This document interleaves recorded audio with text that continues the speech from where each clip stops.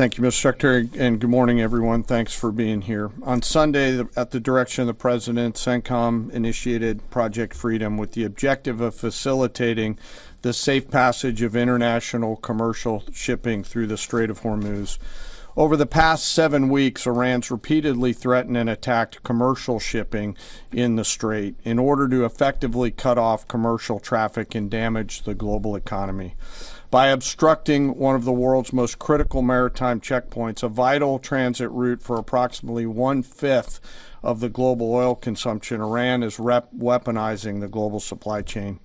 This action disregards established navigational rights and the law of the sea, and the regime led by the IRGC is effectively attempting to hold the entire global economy hostage.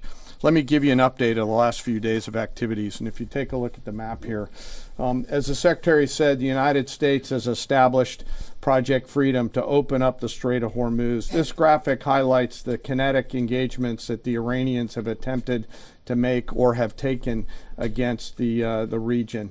The green dots and blue dots show the groupings of commercial, cargo, and tanker vessels. And the United States has established a significant presence over the strait here in order to open up the free flow of commerce, noting the blockade still continues along the eastern flank.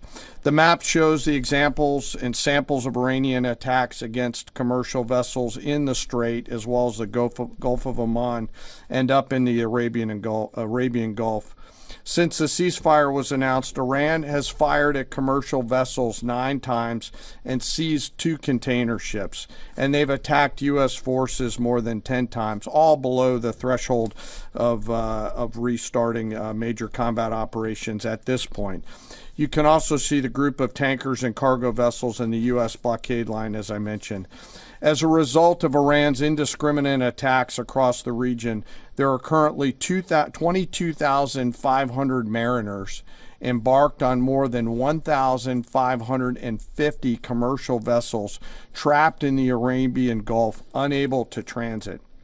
In addition to shipping, Iran has continued to deliberately attack its neighbors. Just yesterday, Iran attacked Oman once and the UAE 3 times, including an attack on Fujairah oil terminal, which was successfully defeated.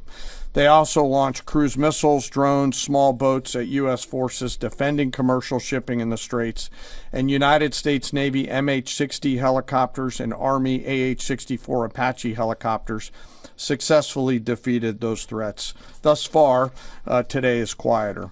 Let me describe this defensive operation just a few clicks down for you. As the Secretary said, Project Freedom is designed to protect commercial shipping and help restore the flow of commerce through the strait and sustain freedom of navigation.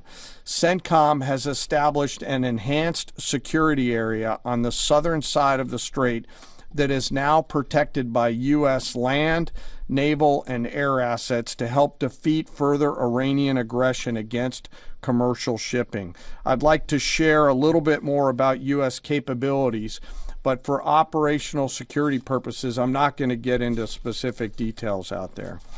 On the surface, guided missile destroyers and other warships are detecting and defeating Iranian threats. This includes fast boats and one-way attack drones. In the air, more than 100 fighters, attack aircraft, and other manned and unmanned aircraft, synchronized by the 82nd Airborne Division, are in the air 24 hours a day, providing defensive overwatch for the enhanced security area and its approaches that I discussed. These forces are comprised of over 15,000 American service members and have established localized air and sea control to protect against Iranian threats. Commercial vessels that transit through the area will see, hear, and frankly feel U.S. combat power around them on the sea, in the skies, and on the radio. And as of this morning, as was mentioned prior, 2 U.S. flag merchant vessels have transited, and we anticipate more to transit over the coming days. Further up the Gulf, U.S. Naval Forces Central Command continues to work to identify and mitigate any threats. Beyond Project Freedom, CENTCOM and the rest of the Joint Force remain ready to resume major combat operations against Iran if ordered to do so. No adversary should mistake our current restraint with a lack of resolve. And the President has said, as the Secretary has, that now is the time for those with equity stake in the strait to come assist. Before I turn it back to the Secretary, I want to take a moment to highlight part of our joint force today. And today I want to talk about the paratroopers of the United States Army 82nd Airborne Division. When the President or the Secretary need immediate, scalable, and lethal combat power in CENTCOM or elsewhere, the All-American Division answers the call. The 82nd is the core of our nation's immediate response force and ready to deploy within hours of notice. These paratroopers are capable of accomplishing any mission in any environment, constantly training, constantly ready to jump from Air Force aircraft into ground combat and seize key terrain if ordered to do so, just like their predecessors did in Sicily and Normandy in World War II, or to secure or enable the follow-on forces to flow into theater as they did in Grenada or Panama. They can do the range of missions from counterinsurgency to counterterrorism operations to power projection, as they have many times over the course of the history of this great division. They can do all these things because they're incredibly well-trained, well-equipped, and well-led, but also because of the indomitable spirit of the All-American paratrooper. Every single one of them volunteered for this role, volunteered to go to airborne training, and volunteered to serve. But this division is now more than just a formation that we use for forcible entries.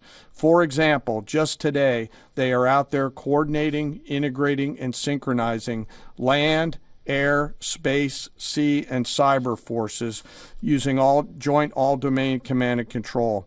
They use next-generation tactical networks that are AI-enabled to augment intelligence and operations, and they seamlessly synchronize all of these effects and are doing so in support of Project Freedom as we speak. The relentless focus on technical innovation allows the commanders out there in the field to see, sense, and understand the opportunities that are in front of them, along with the associated risks, and make smart decisions out on the objective. With incredible courage, tenacity, and grit, they are going all the way every day, and whenever the nation calls on them, they are there to answer the call. We are grateful for their service and their leadership. Lastly, before I close, as I often do, I want to remember some of our fallen. Today we remember Sergeant William Rivers, Specialist Brianna Moffett, and Specialist Kennedy Sanders of the 718th Engineering Company, U.S. Army Reserves, out of Fort Benning, Georgia. They were tragically killed on January 28, 2024, when attacked by an Iranian-backed proxy force at Tower 22 in Jordan. We continue to carry on their memories. We remember their names. We remember their families. And the Secretary and I are deeply grateful for all of our deployed forces who are out there doing our nation's work. And, sir, with that, I'll kick it back over to you. Very good. We'll take a few questions. Go ahead. Thank you. Alexandra Ingersoll, One America News.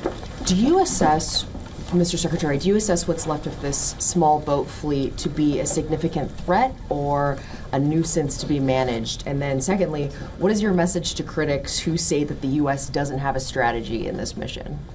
Well, any threat needs to be taken seriously. And just like those 6 attack boats that the chairman mentioned were taken seriously and dealt with before there were any real threat to the American military vessels that they were approaching. And that is it. Small craft like that are all that Iran has left. Their ability to get close with a destroyer of the capabilities that we have is limited, but we're going to take it very seriously and kinetically, quickly. We're not going to allow a threat to gather. And I can tell you, even from just this morning, the strategy remains laser focused. In fact, what I think you see from Project Freedom is that we're not allowing ourselves to get distracted. This is a separate and distinct effort, temporary in nature, that we plan to hand over to the world. The world has expressed a desire to be a part of this. As is often the case, or maybe almost always the case, American leadership is required So the president was willing to undertake this, send commercial ships through, send destroyers in, provide this red, white, and blue bubble of protection, and encourage the world to step up. Because ultimately, this waterway is, as I said, far more crucial to the rest of the world, and they need to have the ability to defend it. So I think this is a reflection of a laser-focused strategy, actually, right here. Morning, Mr. Secretary, Mr. Chairman. David Zia, Real America's Voice. That is the Secretary and the Chairman, Caine, giving a briefing on Project Freedom. The Secretary says that Iran is now the aggressor and the passage through the strait is safe. The Secretary also says that they've established a red, white and blue dome over the strait as a gift to the world. The ironclad blockade remains in effect. Project Freedom is a success because 2 commercial vessels from America passed the strait safely.